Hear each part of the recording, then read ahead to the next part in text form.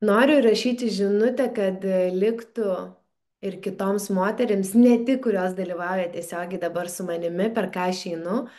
Ir dalinuosi apie tai, kad aš einu per didžiulį stresą savo veikloje, kadangi patiriu tranzitą ir suprantu, kad aš noriu ir turbūt jau laikas įsipareigoti aukštesniai ir didesniai vizijai, kurią aš matau, bet tai yra beprotiškai man nepatogu. Ir visas kūnas stresuoja, šalia to dar aš gaunu žinutes iš kokios nors asistentės, iš dar, kad viskas metama, viskas paleidžiama. Ir aš dalinausi apie akimirką vakar, kuri vyko. Ir aš tokios akimirkos, jeigu prieš 13 metų nebūčiau pasirinkus saviugdos, prieš 9 ar 10 metų apskritai moters energijos, psichologijos, aš neturėčiau dabar tokios akimirkos, kai mano kūnas patiria didžiulį stresą. Ne? Ir aš tada imuosi praktikos emocinis apsivalymas, tiesiog aš leidžiu eiti per mane emocijoms, nebeužgniaužiu ir pirmiausia, pirmieji žingsneliai emocinio intelekto stiprinimo kelionėje moteriai yra nepatogus. Ne viena moteris yra pasakius, Roberta, aš jau nebegaliu, aš nuolat banguoju, sveikinu, atvykus į tikrąją save, tu iš tikrųjų banguoji. Nes tu dabar pradedi pajusti, ką 15 metų buvai užgniaužusi.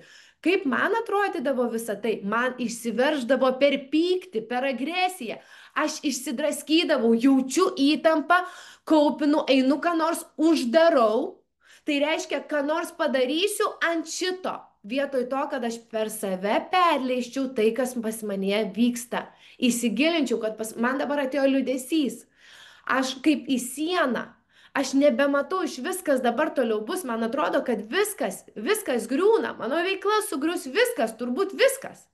Nors taip iš tikrųjų nėra. Sunkioje akimirkoje mūsų smegenys sako nesąmonės ir kelia didesnį stresą. Ir dabar noriu prieiti prie tos akimirkos vakar, kai aš pamatau tas žinutes ir ten buvo asmeninės sesijos, ačiū Dievui, kad aš nieko nežiūrėjau ten papildomai tarp asmeninių sesijų, kad tikrai galėčiau, ar ne, moterim pasitarnauti.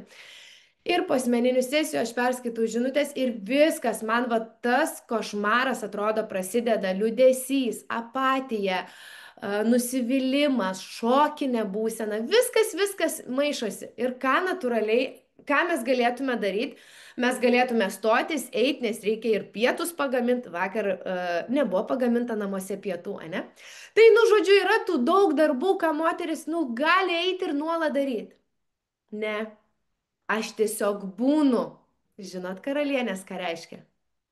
Ir ar būti yra patogu, ypatingai stipriose emocijose? Ne. Aš tiesiog būnu emocijose, kai viskas. Ir aš verkiu. Verkiu. Ir mano vyras įeina ten, jisai tarp kitko, taip įėjo į pusę kambario, o aš čia nusisukus kito kambario dalyje, visą kitą, aš čia eisiu, aš čia darysiu, visą kitą, aš tokia, ir aš neverkiu garsiai, visą kitą, aš tiesiog nusisukus, man eina emocijos ir aš nieko negaliu stabdyti, jis išeina, aš vėl pradedu, tiesiog jau verkiu, ar ne, šiek tiek gal yra kažkoks garsas, bet tikrai specialiai galvoju, net nenoriu, kad girdėtų nieko.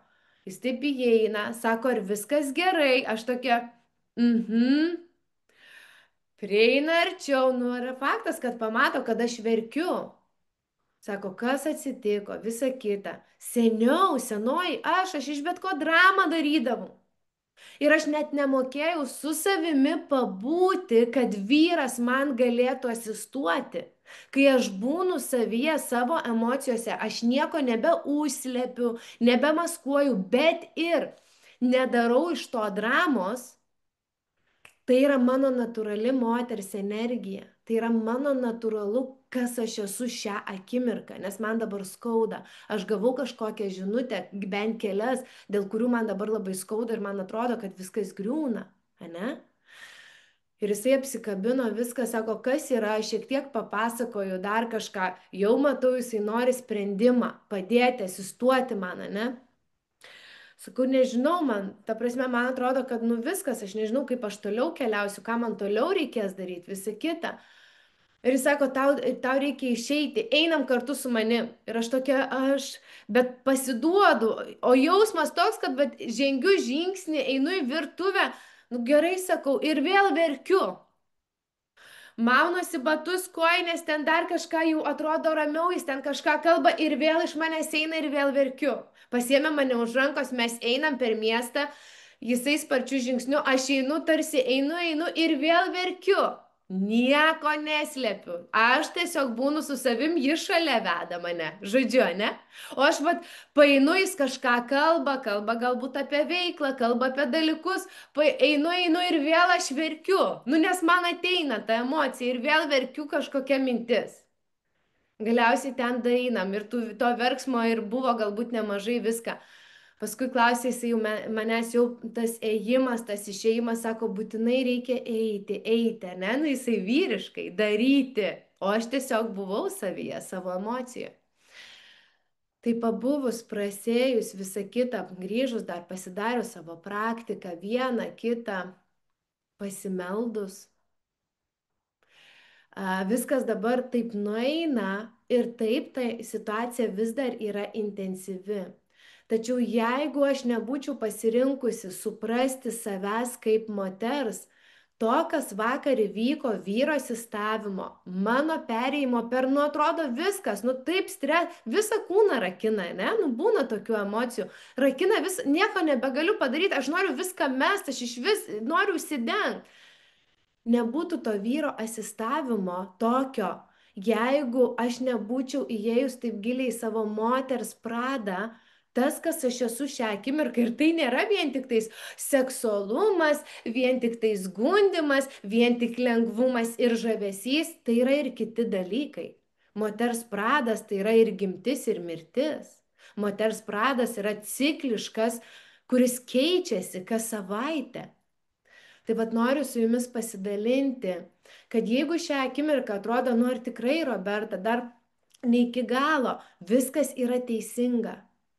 Mes nežinom, kada susidėlioja taškeliai ant i ir visos situacijos yra tam, kad mes save pažintume, kad mes paaugtume.